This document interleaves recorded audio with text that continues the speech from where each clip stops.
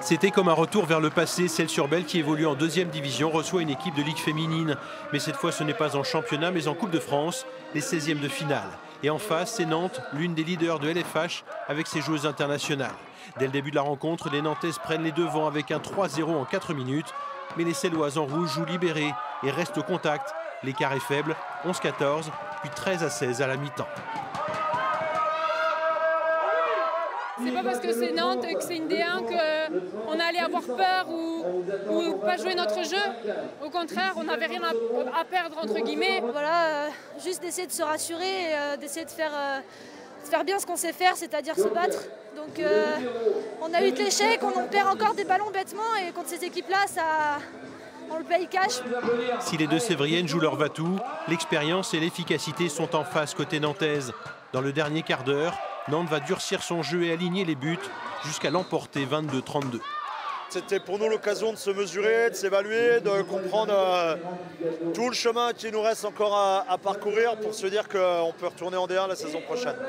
Et pour y arriver, il faudra passer par une victoire obligatoire contre les voisines de Nice-La Rochelle le 30 décembre prochain. Alors notre invité ce soir, Frédéric Vigny, vous êtes le président du Handball Club de Celles-sur-Belle. Une réaction par rapport à la prestation de vos filles hier soir? Non, le résultat est logique, mais on a eu une belle réaction des filles, je pense. On a eu du combat. Après, il est clair qu'individuellement, il y a plus de savoir-faire en face. Donc c'est difficile de tenir sur la distance, surtout qu'on a un banc qui est un peu plus faible en ce moment avec la blessure de notre capitaine Sladjana Topic. Donc non, je pense que les filles ont fait un bon match hier soir sur l'ensemble du temps. Alors Nantes évolue en Ligue féminine. L'année dernière, Celles-sur-Belle était en Ligue féminine. Cette année, donc, Celles-sur-Belle est descendue en 2e division. Elle est 6e au classement. 4 victoires, 4 défaites. Est-ce que pour vous, vous êtes, je veux dire, au programme et plutôt bien respecté, même si une 6e place, c'est peut-être décevant? Non, clairement, on n'est pas là où on pensait être. C'est une petite déception, mais bon, il y a quelques éléments qui l'expliquent. Le départ dans l'intersaison de Vincent qui a laissé un peu le groupe orphelin, puisque c'était lui qui l'avait construit, donc il a fallu retrouver un nouveau technicien qui lui est arrivé en tenant compte des points forts et des points faibles de l'équipe, mais qui a besoin aussi de trouver sa marque. Il y a eu quelques blessures, donc l'équipe a mal démarré, mais le championnat est encore long, et en plus on est assez surpris de la densité où tout le monde peut battre tout le monde à chaque week-end. Donc il n'y a rien de joué, il n'y a rien de perdu, mais il va falloir réagir.